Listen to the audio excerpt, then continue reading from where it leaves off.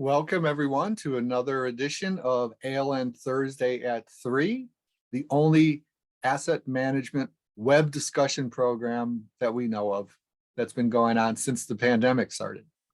And today we have with us some of our key ALN supporters, the team at MentorAPM and Uberlytics.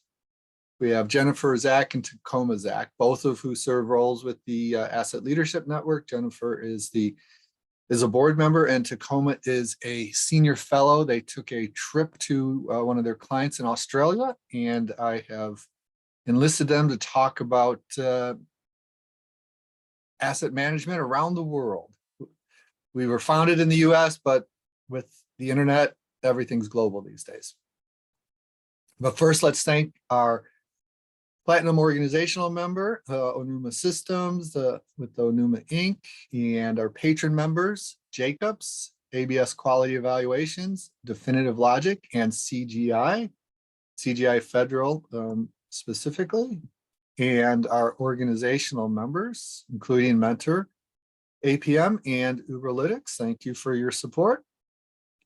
And all of our organizational members. And if anyone's interested in becoming an organizational member, contact me, Mike Bordenaro, Executive Director of the Asset Leadership Network. And before we get started, let's point to some of our future activities. June 29th, we're having a special program. We're having a ALN Thursday and 3 with Steve Witten. He's coming back and talking about the advanced asset management activity at the city of Calgary. They've always been a leader in municipal asset management. We're really looking forward to that. One of the things we know that they're doing is including legislation, regulations, improving permitting to increase housing in downtown Calgary. And so following our discussion with Steve, we're going to be talking with our member organizations, Onuma Inc. and CDV Systems, who are using their building information model software to model a corporate apartment building. They did that in Tokyo, and we're going to go into detail on what they did, and we're going to land it in Calgary and show how the owners in Calgary can benefit from an asset management governance approach. So that'll be exciting. And then speaking of asset management governance, Mike Imany and Jack Dempsey, both senior fellows. Jack's also an ALN board member. Were chair and co-chair for the National Academy of Sciences and Engineering and Medicine. There's strategies for renewing federal facilities. It's a groundbreaking report that will have a huge impact on federal government facility asset management. So a lot going on, a lot coming up. And right now, let's just get on with talking with the Zachs. Tacoma and Jennifer, how are you doing? And how was your trip?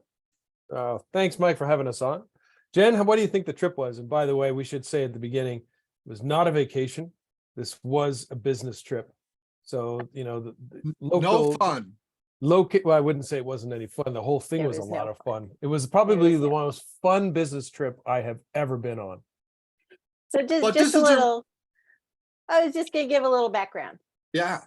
So we are working with a partner in Australia called Ung & Co. And they are leading a really excellent government-funded project up in northern Queensland with remote communities. We went first to Sydney to participate in Ozwater 23. So this is the Australian Water Association annual conference and exhibition. And so we were there with a booth meeting with Australian utilities and organizations, similar to things that we've experienced in the United States, but unique in some ways. Like they had really good coffee at a conference. Yeah. Best coffee of any conference ever. But and then from there we went north to Brisbane, up into Queensland. We were in Brisbane for a few days, had some meetings. Then we went to Cairns, which is tropical, North. And in Cairns, we got to meet with some of the leaders of the local councils and some organizations.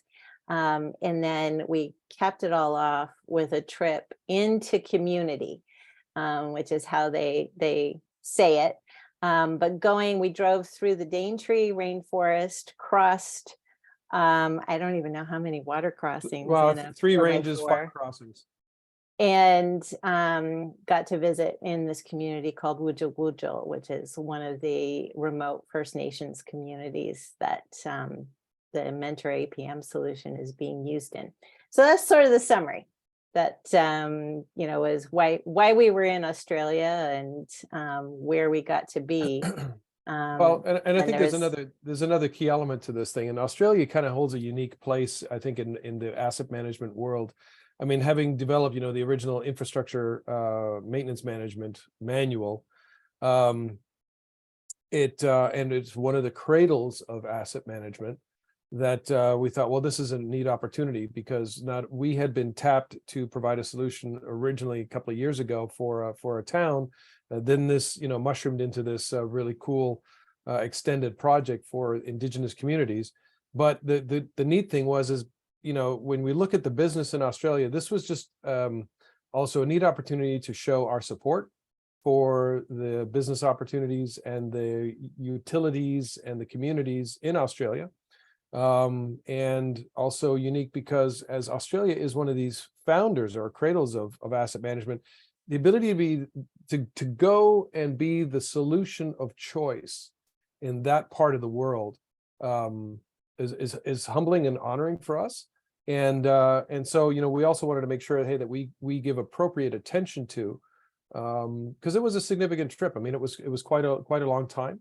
It was almost 3 weeks, which is a big chunk of time out of a work schedule. And it really was work because, as Jen just described, we weren't sitting in hotel rooms, sipping margaritas or whatever the local drink was. We were really engaging with local communities and local managers of sometimes really big infrastructure. So it's just a really neat way to understand. And I think we've got some insights, I think, that Jen and I will chat about how they do business differently, how they fund things differently than we do, some advantages to that, some things where maybe they're playing a little bit of catch up.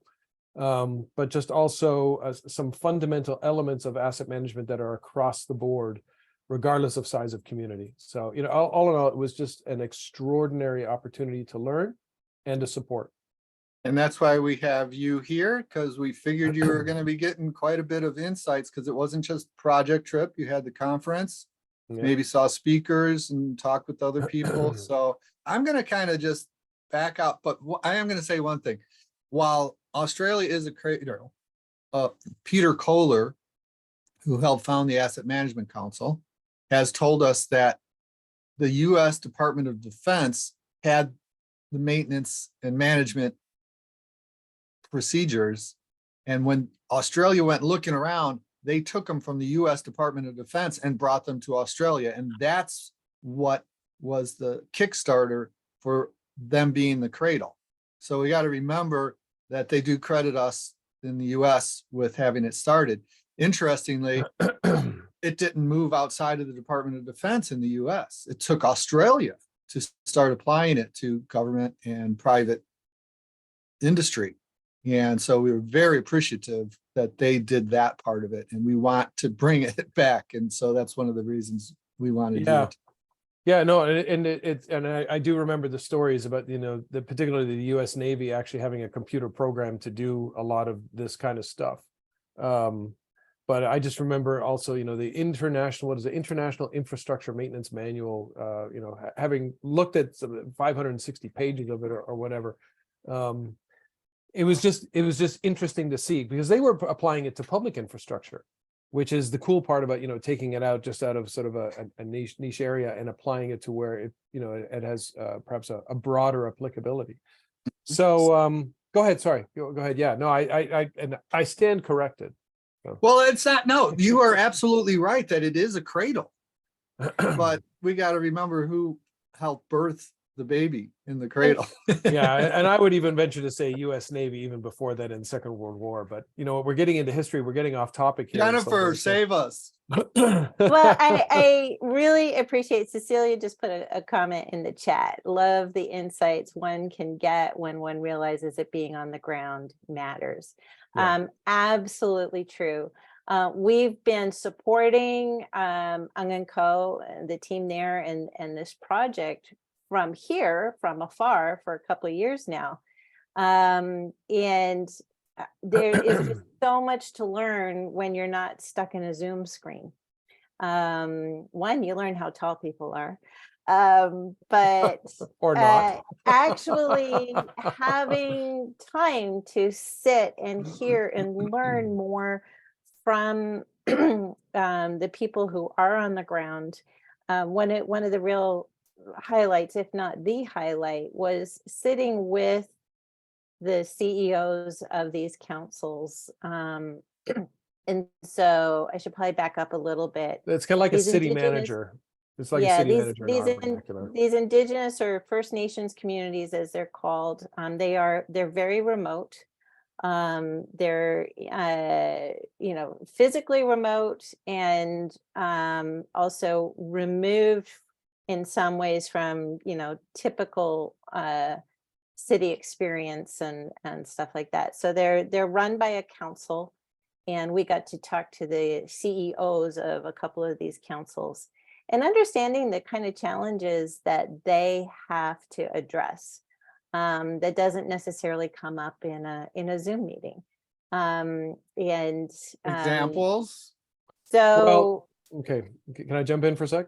yeah, Okay, so like for instance, when you go into community and you begin to see, okay, this is where they live, and some of it is quite surprisingly beautiful. Just, I mean, the countryside, but then you get a real sense for the remoteness, and you get a sense for like, okay, well, let's take a look at some of the equipment, and you begin to see, oh, there are challenges with the assets that they've got.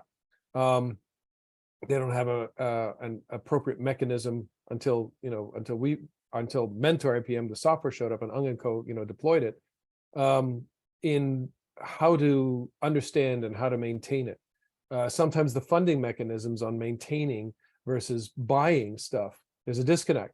The bench strength, they sometimes have to draw from people to show up in community to be their maintenance people, from 1,000+ miles away, because there just isn't anybody. There's little institutional knowledge.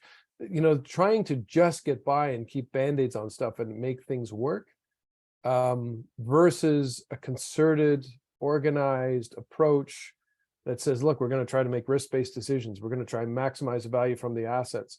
Well, those all presume a bench strength. Those all presume a capability. Those all presume the funding mechanisms to actually maintain assets and spend money from a maintenance budget that in reality actually doesn't exist there. So there are some structural differences and structural changes, or opportunities, shall we say, versus what we assume, and having our blinders taken off that the North American context isn't necessarily that which manifests itself or is relevant overseas. It's a Western country, no doubt about it, and they've got very, very similar challenges, but some of the challenges are unique. If we get a time to show some photos. However, Hmm? everything you just said are things that you've said about companies you've worked with in the US. so that's a good point, Mike. There are universal challenges. Workforce, having a skilled workforce. We talk about here in the US the silver tsunami that's retiring out of the water sector in particular. What's different on the ground there is understanding there's the challenge here of finding people. The challenge there is there's literally no one. And so they are having to import, like Tacoma said, staff from miles away. And our partners and other people are doing some really great stuff to shift the thinking to one of the terms they use is human-centered design. So if we're going to go in and solve a problem, how do we solve this in a sustainable way with the resources that are there? And one of the great insights that, so Jenny Dillon is part of Ung & Co, and she's an amazing change manager. And her focus and the thing that they've identified is, let's find a champion of the community. Instead of saying, how do we find someone who has operations and maintenance skills to keep our water system running in our small community? How do we find instead a champion of the community who loves this community and wants to see it last and cares about the people? We'll teach them the skills because they are an engaged stakeholder in a different way. And there's a lot of transition. People are yeah, I was going to say there's a fundamental reason for this, and that is that they keep bringing people from the outside in. They end up wanting to leave and go back home. They're wanting a solution for the long term. So someone who has been there, grown up there, close by, isn't going to leave. You can teach them, as long as they have some fundamental abilities, you can teach them what they need to do, and they'll want to stay. But it's very hard to bring someone from the outside and saying, stay for the next 15 years. Never happens. I really appreciate that. So, and what are the solutions? What are the inclusive and how are they doing that? Because I still think that that's going to track here. Because wouldn't people want to train someone and have them stay at their job for 15 years? But here, people leave. Yeah, we have some other challenges that are feeding into that as well. We've got a Yeah. whole generational shift. I mean, how many management articles are written on that sort of stuff, right? So what did you see when you were there? What are their solutions? To find someone who is an internal, someone who's been with the community, who loves the community. And when I say community, we're talking sometimes as few as 300 people. So, and sometimes they go up to maybe 3,000, but it's not even that big. So it's folks who want to stay, who have a personal vested affection for that community. It's a difficult concept for, I think, us in the West, particularly from the cultural norm that we see represented here on this particular webinar. We don't have as strong a tie to where our families grew up. Many of us do. Just look at our transient nature. We move from city to city, and wherever the job opportunities are, we go. We have a very different focus. They have a different value system, and their value system. In fact, we were talking to Alex Ung, who's the president, the CEO of Ung & Co.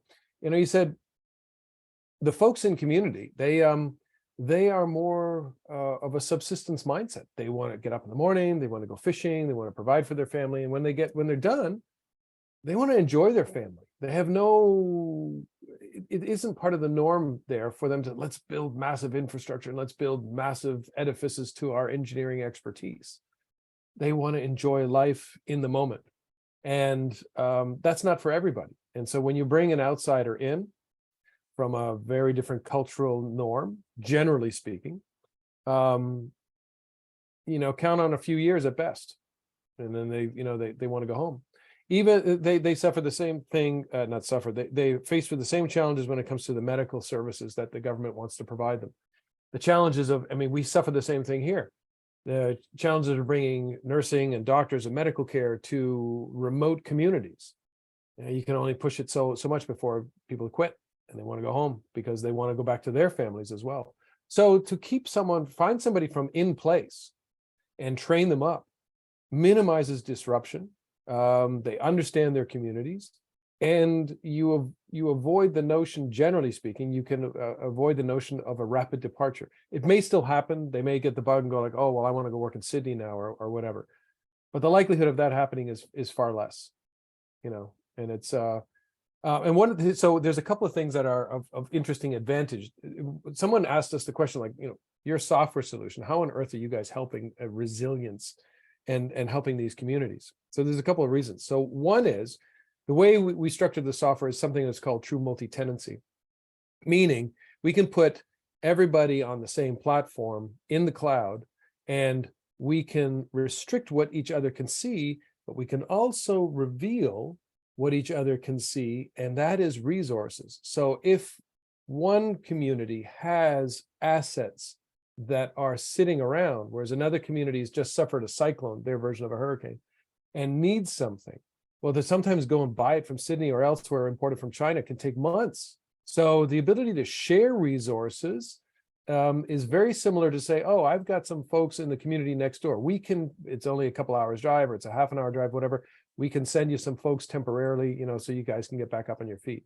So we're able to enable the physical asset sharing in as much as they can share people resources as well, neighboring communities. And so, that's one of the cool things. So when we look at it, say, yeah, they might move community to community, but they're close by and they can help each other out. And so we do the same thing with the physical assets in a digital way. So that's one of the reasons why we think this is so cool and why local matters, because you also want to keep the physical local assets local. Jennifer, sorry. Looks like you wanted to say something. I think it might be helpful to, just back up and share a little bit the nature of the project. And I'm just going to share a picture. Is that the Australia, like the Great Horn? So yeah, the Great Horn is called the Cape. I know, but it looks kind of like Africa has a horn. Well, no, but this kind of looks either like a rhino horn or a unicorn horn. So this is a poster that shows this is the Cape York, I believe is the name of the whole Cape. And these are the communities that are being served currently in this project. And the origin of the project was from NEMA, which is Australia's National Emergency Management Agency, like FEMA. Like FEMA. And the intent, the problem is this Cape is regularly wiped out by cyclones. There was a bad cyclone a year or two ago, and there are communities that are still disconnected because bridges haven't been reestablished, and there was flooding, and there are still services offline, 2 years later. So the intent was we need to be able to document what assets are in the community now, so that we can, be able to get them rebuilt more quickly. I'm sorry, I lost my train of thought there a little bit. The process is that once there's a disaster, the local council has to fill out forms requesting aid to rebuild or restore the assets and services that have been damaged. They don't have records that make that process easy. And so there's a lot of time lost and trying to figure out what was even there, and what do we need to rebuild. So the first intent was really building an asset register that could easily be maintained and accessed for rebuilding and restoration. The side benefit that's happening is that by putting our system in place, an asset management software solution in place, is that not only do they know what they have, they're gaining the advantage of better asset management in the meantime. So when we were talking to one of the communities and they were talking about, how this is going to be so beneficial for when those things happen. It's not if, it's when. She was saying, yeah, but my challenge is I can't even make enough water today. What was it like? We're only producing 4 liters a minute. 4 liters a minute for our community because we can't manage our assets 1 gallon a minute the way we need to. And so the intent originally to establish a register for restoration in the event of a disaster is directly impacting what they're actually able to do today by managing their assets better. So I just want to add a little bit. Stop sharing the screen, Jennifer, please. Yeah. Okay. So I just wanted to add a little bit of something to that. So there are solutions out there that can do some of the things that Jen talked about. One of the reasons what gave us the advantage and brings an advantage to them is they've got vertical assets, they've got horizontal assets, and they're all GIS, and they're very GIS centric over there, which is great. But they also have the vertical assets, and they don't have a means of measuring risk and criticality, which is in our opinion, the starting point of any kind of asset management program. Because if you don't know where you're at risk, How are you going to make risk-based decisions? So that was the other thing. The other cool part is that we have multiple layers available. So now we're finding that the government is putting their assets in and other service providers' assets in, like from telecom and power, and they're all going into one record of truth. And the cool part is that normally they have stuff scattered all over the place. They just had a community wiped out, and literally the files were washed away for anything from 5 years on and back. They have no idea, and the place is gone. So they're trying to rebuild that thing. The neat thing is that this is what we've been told, because we said, why'd you guys pick us? And they said, because you can pull everybody's information into one location. You give us the vertical and the horizontal. People going around with mobile devices and capturing all this kind of cool stuff. And he said, it's not just the water wastewater anymore. Now we know what's going on with power. Now we know what's going on with telecom. Now we know what's going on with these other government services,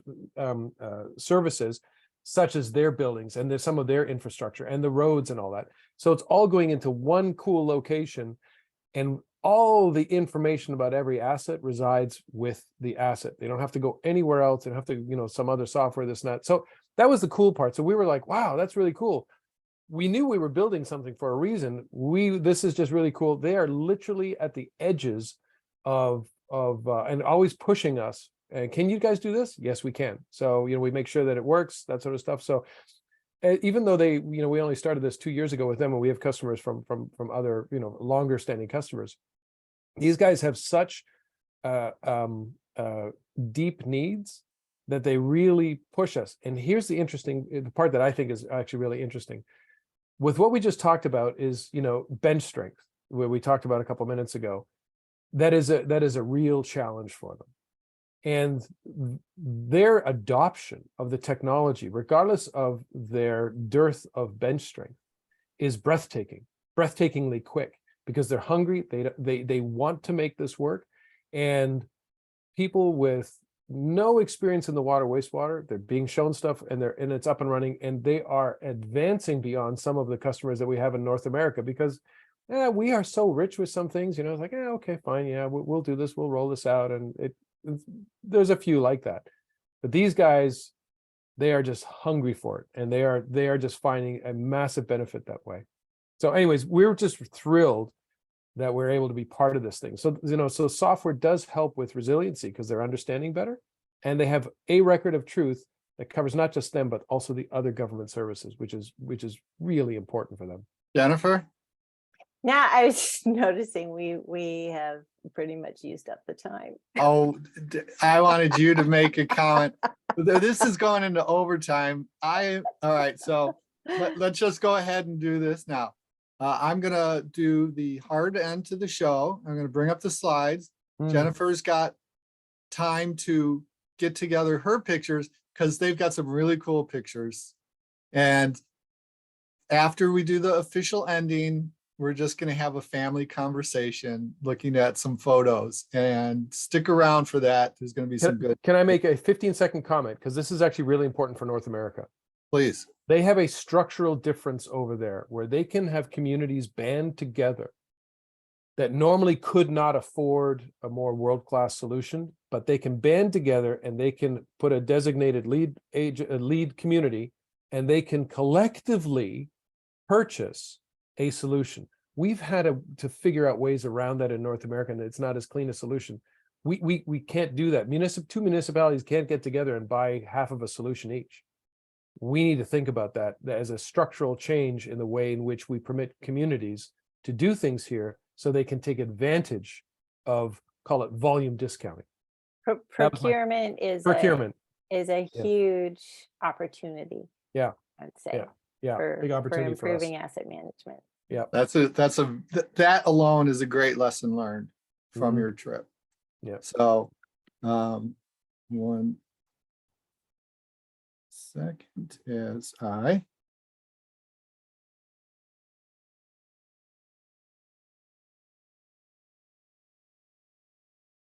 Have we hard stopped it yet? This will conclude the official program by thanking you for bringing some insights from Australia to us here, and then broadcasting it back to Australia and around the world. So thank you, Jennifer and Tacoma Zach. And thank you to our Platinum organizational member, Onuma Inc., to our ALN patron members, Jacobs, ABS Quality Evaluations, Definitive Logic, and CGI Federal, focuses in the US. Organizational members, including MentorAPM and Uberlytics, thanks for your support. Thanks to all of our organizational members, and stay tuned for exciting upcoming activities. And thank you all for attending. And that concludes our official program for today. Okay, so now what do you really want to talk about? Well, I would love to answer any questions. Obviously, there's more than more to cover than we have time for. We just appreciated so much the opportunity to go and see firsthand and understand in a fresh way the challenges of these remote communities, and the privilege of participating in providing solutions. Well, can you show us some of the challenges, the native flora and fauna challenges? You have some interesting signage to indicate. Sure. So when we went up to Wujal, and the names in Australia are so fantastic. They're fun. They're fun. They're really fun. When we went up to Wujal, I'm sorry, my photos, I'm not sure what's going on here. We had to drive through the Daintree rainforest, which is older than the Amazon. And everything is just a little bit Jurassic Parkish. The trees are exotic, the giant ferns, literal Tarzan type vines. And 9 of the 10 most deadly things on the planet live there. And lots of admonition to stay away from the edge of brackish water, because that's where the crocs will eat you, literally. And I'm not sure why I can't. Oh, there, my computer's catching up. So the community that we went to did have somebody get eaten by a croc just a month prior, I believe it was. And Unfortunate. That's very really sad. And I took pictures of the notice board in the council offices. And here's one of the pictures. Warning, there's been a crocodile spotted near the boat ramp. Alex drove us down to that boat ramp and we did not get out of the car. And we sat in the car and he explained it to us how crocs literally hunt people like over days. They observe us and then they go and get you when you turn your back. I love this sign. Please report any sightings to Josh. Josh is a very important person in this community. But yes, lots of warnings to stay away from the crocs everywhere we went. Going through the Daintree was just incredible. The majority of the communities up there you have to access by plane or boat. This was one that we could actually drive to north from Cairns. We visited the wastewater treatment plant. I can't remember this gentleman's name, but he's running this whole place single-handedly, goes home on the weekends. Not sure what happens if there's a problem on the weekend. And there's here's an interesting example of fit for purpose. So technically great solution, relatively straightforward. It's membrane technology. I know I'm getting kind of technical and stuff, but great solution. But the circumstances changed over time, and so this great technology aged out. Not because it got older. It's just that it became a little bit more complicated than it needed to be for what they changed and what they have. So fit for purpose needs to adjust as time goes by as well. It's a wonderful tech, but they do suffer from the ability to maintain it. Not because of necessarily skill set, because there are people that can tap for that, but it's the money. They have a structural deficit where they don't have the infrastructure, the economic infrastructure, the taxation or the fees infrastructure to pay for ongoing maintenance, which is as important as let me buy some cool tech to solve my problem. If you can't maintain it, it's just going to run into the ground. Oh yeah, this is a horrible picture. You can see how ugly the whole region is. This is why I was saying the Jurassic Park style ferns. But you I can think- also see the proximity to the impending danger. Oh, It's absolutely. like Florida. It's jutting out and can get Mm. hit by both sides. Yep. And some of the risk issues, I'm sure, are similar to Florida. Very similar. The Yeah. but just bringing it back to asset management, total cost of ownership was just the importance of keeping that mindset was underlined over and over again. And when you're solving a problem, making sure that you draw the envelope wide enough and that you don't just single focusedly solve a single problem and in that end up creating problems that are even greater. So Universal needing to- message there. Yeah. Yeah, fit for purpose, really, the design aspects of things really is part of the overall asset management cycle. So we, a lot of times we talk about an asset and it's like, oh, from acquisition to, well, we need to be thinking also about, design is an asset because it's the intellectual property. It's the intellectual collection of how so design basically is an asset. And so when you pull that together, because it's the intended solution, you really have to think about that as well. Is this something that we can maintain? Is it something that is fit for purpose? Does it have a relevance long-term, or is this a short-term solution? There were a number of instances where people were looking at, it's how they also manage risk. So because of the cyclones, they've taken they used to have towers, and I don't mean, like as high as we have towers, but concrete towers that would elevate water tanks for the communities. When you have a design like that, when you have assets and infrastructure like that, you are able to deal with outages, power outages, because the tank's full of water. It gives you some slack in the system. Well, they removed all those because some of them blew over. So somebody took a very myopic view and said, well, that's a risk, so let's get rid of that. So they put some tanks down on the ground. Well, now they needed big pumps to run all the time to feed people's houses. So the envelope that you use when you look at risk and how critical certain assets are needs to be sufficiently big, needs to take the entire year into account, needs to take an overall comprehensive envelope into account that isn't just the stakeholders, but it's also like, well, okay, the stakeholders are us in the future as well. Can we actually support this? And The life cycle of the community is different than the life cycle of the assets. Yeah, that's one aspect of it. And you're going to be hit with a power outage because that happens all the time. Well, now your pumps don't run, right? So that's why I'm saying the envelope of what you take into consideration of, don't just take one little thing saying, oh, well, we have a tank that's going to fall over. Maybe you should build the tank better, leave the tank up there, because you've just created 3 problems for yourself in solving one. So it is. And again, that's fun. universal. That is not saying The principle is that universal, yes. community. It's the mindset that needs to be universally applied to gain the benefits of asset management. Well, yeah, and then it's it's the long-term cost, as Jen was saying too. Looking at the whole life cycle cost. We don't just look at the next year or 2 years or 5 years. We look at the next 20 years. Okay, if the assets are supposed to last 20 years, okay.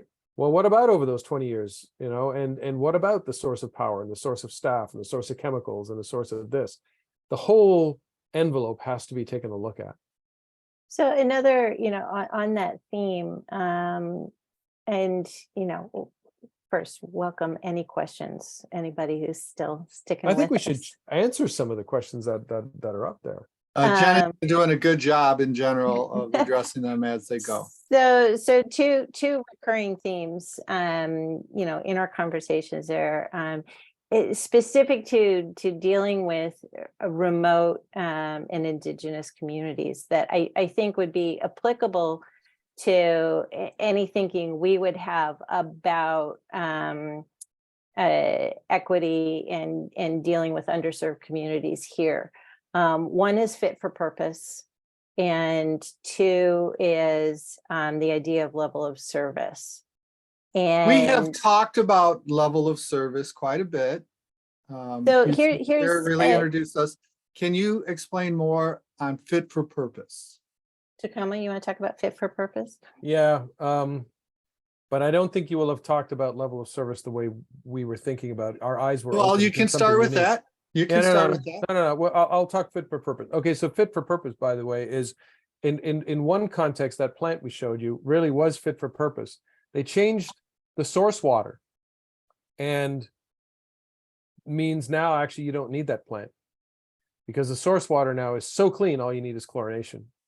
Previously, it was surface water where that plant was needed. So it's a great tech. It's an eminently useful plant. It's just too much now because they've changed their source water and it's excess. So now you have a burden of looking after something that you actually don't need. And this brings into account something that we suffer here as well.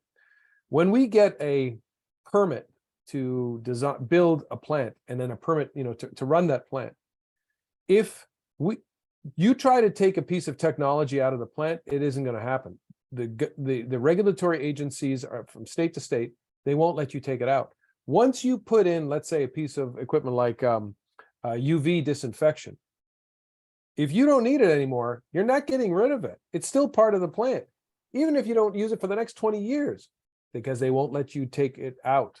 And so we need to have, so as far as fit for purpose is concerned, we need to be able to have an adjustment to what technology are we required to maintain and spend money on, because if it's no longer needed, that should be recognized, at the regulatory level as well. So not just in terms of the engineering side. So that's just one The example. Asset of fit for Leadership purpose. Network has always understood that our impact will be most powerful when we help influence legislation and regulation. And we try to do that. It's really hard. It is hard. It is hard. And I think because we're so risk averse, nobody wants to take the risk of saying, oh, okay, I allowed this technology to disappear. Suppose you need it in the future. Well, then just go buy it again, So, but we have a risk aversion disposition. And in the municipal sector, I can understand that because nobody should be making bad water. Always should be making good water. So let's just make sure we have enough assets against that. But we have to be smart about it too, because everything comes at an expense and a cost. So then, the idea I wanted to bring up on level of service, which is, closely aligned. The idea of level of service is that you exist to serve some service purpose. And this is particularly with infrastructure, municipal infrastructure. And you have an obligation to meet that level of service for your stakeholders. And so, a water plant must always produce safe water. A wastewater treatment plant must always take and satisfactorily treat wastewater. The level of service is usually translated into some kind of measurable metric.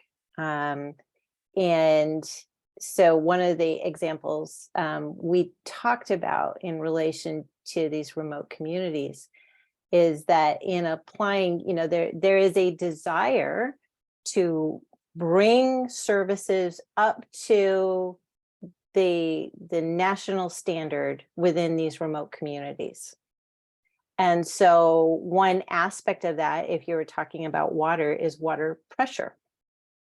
And so, a water pressure should be at, and Tacoma, you can explain the implication of just applying a universal standard to a remote community. So here's a kicker. So there's not a single fire hydrant in some of these communities. And they're already struggling with delivering 1 gallon a minute out of the treatment plant to a community of 300. You can imagine already the challenges involved.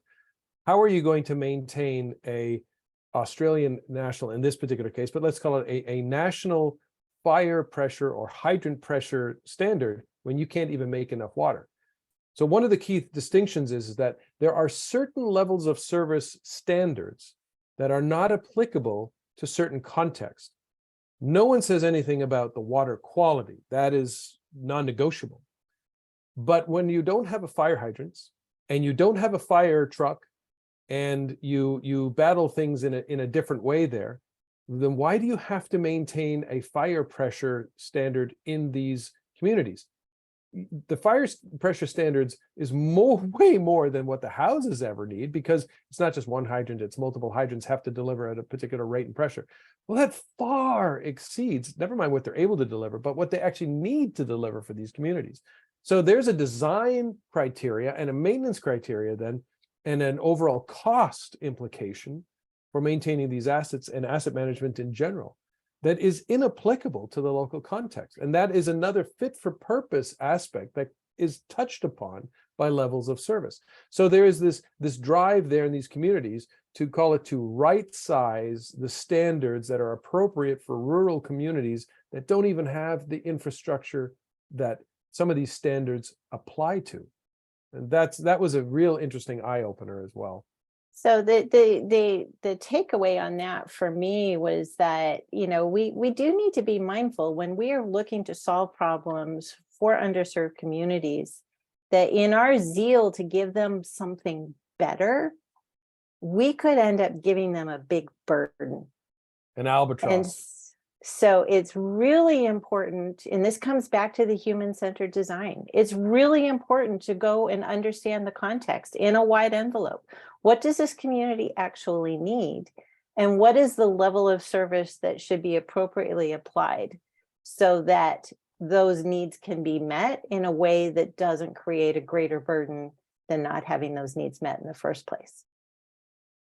And that's the nimbleness of being able to deal with local conditions, I think, is a lesson that can be brought back home also.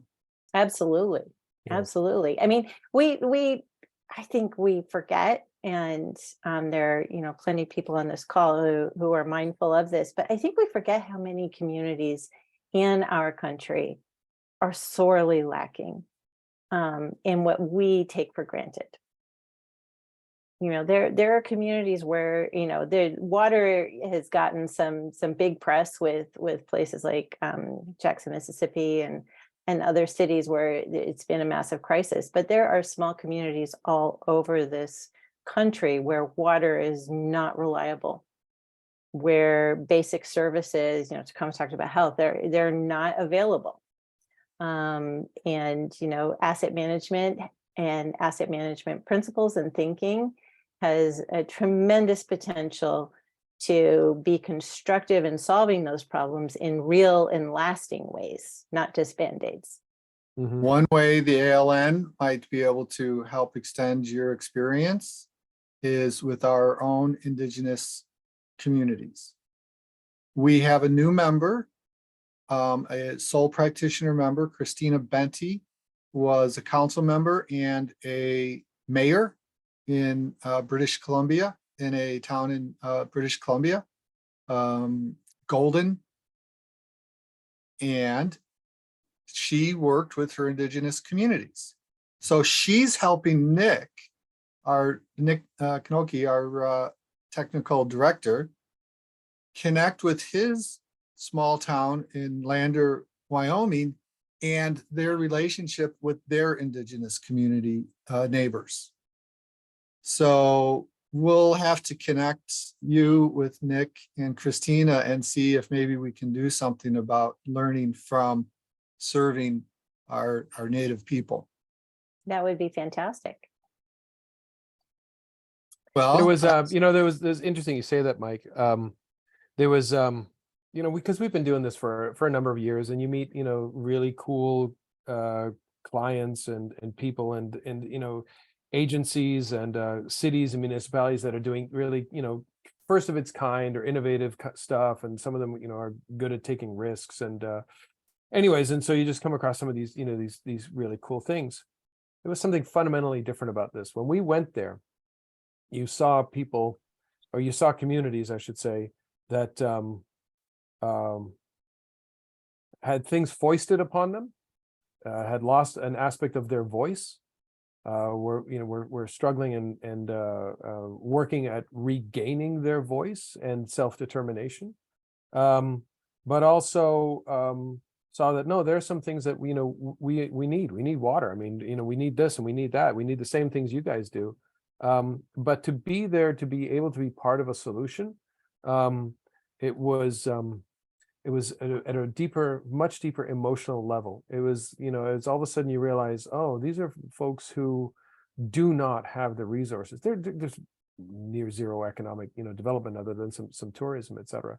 So you look at where do they get the resources from? And so they're at the behest of the state or federal government, and yet they have the same needs that they just can't afford to pay for. So it was just really, really deep, emotionally deep, to be connected with something like that and realize it is neat to be able to make a difference, to provide someone a solution that bests a lot of other solutions and is world-class, and at the other end of the spectrum in terms of sophistication and bench strength and all that, are able to lay their hands on it and apply it and use it and get the results. So there was just something that was just so cool about being able to see that. It gets you in your heart because you see their struggle, you see the challenges that they face. It opens your eyes, and and they're very, very, very resource constrained. Jennifer? So, if there's an opportunity to do something, on the local level, in the local meaning United States or North American level with indigenous communities, we're all on that. We just haven't seen the opportunity yet. We're Did not you want to add on that, Jennifer? No, I think that was a great summary. Okay. Well, the Asset Leadership Network wants to be leading in that endeavor, and we have our Cecilia's on the line, and she was a strong part of our equity and inclusion white paper, and the writing of that white paper changed the asset management policy for Portland, Oregon. And now their asset management policy reads equally as an equity and inclusion policy, because why wouldn't your assets be used equitably for your citizens? So it seems it's rare, but I've been saying this a lot, and it fits in here. We are facing a world of problems together as a single human race. And it seems strange to think that there's one thing that can help everyone. But if every organization in the world improves the management of their assets, we may have a chance. We may not, but we haven't heard anything as clearly and concisely stated as what was just said. So we're running full steam ahead with asset management and asset leadership until somebody comes up with something else. And on that note, I'm going to have to say goodbye because I've got I have another call at 1 o'clock. I got to prep for. Well, thank you both. And thank you all. Everybody stuck around. You're very well loved. So and I love some of these questions, and I love some of the comments, and yes, I agree. There was a degree of equity and inclusion done by these things, especially making the effort to go there. And about the U.S. having the opportunity to have some regional economic development organizations. Yes, but it's piecemeal. It isn't as easily leveraged as it is over in some other countries. So we could learn a few things about that as well. thanks, everybody. We'll see you next week. All right, Thank guys. you. Bye. Have a great afternoon, guys.